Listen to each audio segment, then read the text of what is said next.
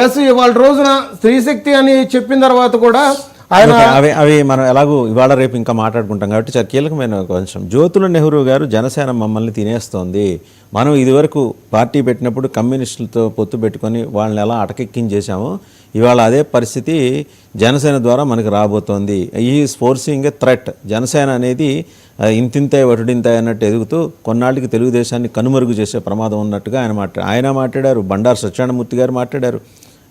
And ఇంకొక K E Prabhakar గారు. సరే, వాళ్ళ అంతర్గత వ్యవహారాలు. జనసేన మీద అయితే పర్టికులర్గా జ్యోతుల నెహ్రూ గారు ఆయన ఇలాంటి సీనియర్స్ అందరి కన్సర్న్ చూస్తుంటే రేపొద్దున నిజంగా యూఆర్ గోయింగ్ టు ఈట్ అవే తెలుగుదేశం.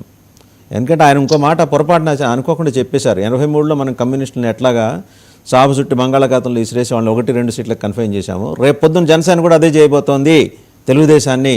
ఇది మనం అప్రమత్తం కావాలని. నిజంగా మీరు అలాంటి యాక్టివిటీస్లో ఉందా జనసేన? సార్, ఫస్ట్ ఆల్ ఒక మాట చెప్తున్నా అండి. జ్యోతుల నెహ్రూ గారి నియోజకవర్గం ఏదండి? ఆ నియోజకవర్గంలో ఇంతకుముందు మా పార్టీకి సంబంధించిన వ్యక్తి ఎటువంటి వ్యక్తి అండి?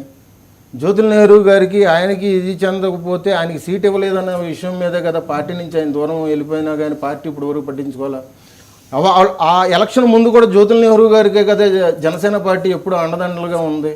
ఇవాళ రోజున తినేస్తుందని చెప్పేసి మాట్లాడితే ఆ మాటకు వస్తే మీడియా ముఖంగా కొన్ని మాటలు మాట్లాడకూడదు. గోదావరి జిల్లాల్లో జనసేన పడుతుందనే విషయం ప్రతి ఒక్కరికి తెలిసిందే, ఉత్తరాంధ్ర దగ్గర నుంచి గోదావరి జిల్లాలో. మరి ఇవాళ రోజున పక్కనున్న కృష్ణా జిల్లాలో బెదిరింపులు చేసి దాడులు చేసి చంపేస్తామని అన్నా కానీ మా నాయకుడి మీద ఎటువంటి చర్యలు తీసుకున్నారు టీడీపీ వాళ్ళు? మేము అడుగుతున్నాం కదా. సో ఇక్కడ ఏంటంటే ఇవన్నీ పార్టీకి సంబంధించిన అంతర్గత విషయాలు. ఏమైనా చర్చించుకోవాలనుకుంటే ఇరువురు పార్టీలు కలిపి మేము పెద్దలు కలిపి చర్చించుకుంటాం. వాటికి ఏంటంటే క్రమశిక్షణ కమిటీ అనేది ఒకటి ఉంది. ఆ లైన్ దాటి ఎవరన్నా ప్రవర్తిస్తే కనుక పార్టీ తీసుకునే యాక్షన్ అయితే తీసుకుంటుంది. చంద్రబాబు నాయుడు గారు శ్రీనివాస్ గారి మీద ఎటువంటి యాక్షన్ అయితే తీసుకున్నారు, ఆయన ఏ విధంగా ప్రవర్తించారనేది మీకు కూడా తెలుసు కదా. సో ఆయన ఏదో అన్నారని చెప్పేసి ఈయన ఏదో అన్నారని కాదు. ఈ రెండు పార్టీలు కూటమిలో ఉన్న నాయకులు అంతా కలిపి కూర్చొని మాట్లాడుకొని మేము చర్చించుకుంటాం.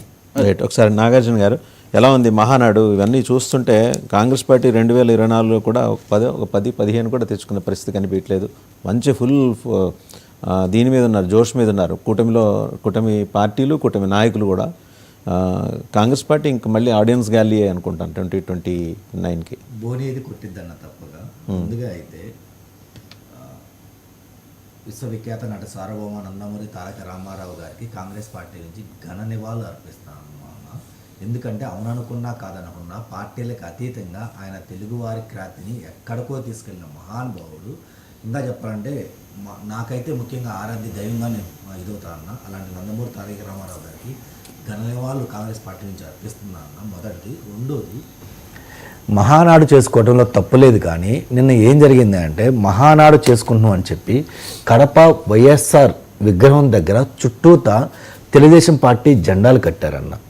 అలాంటి సంస్కృతి తేవద్దని నేను మీ ముఖంగా చెప్తున్నాను. ఎందుకంటే గతంలో లేదన్న, ఒక్కసారి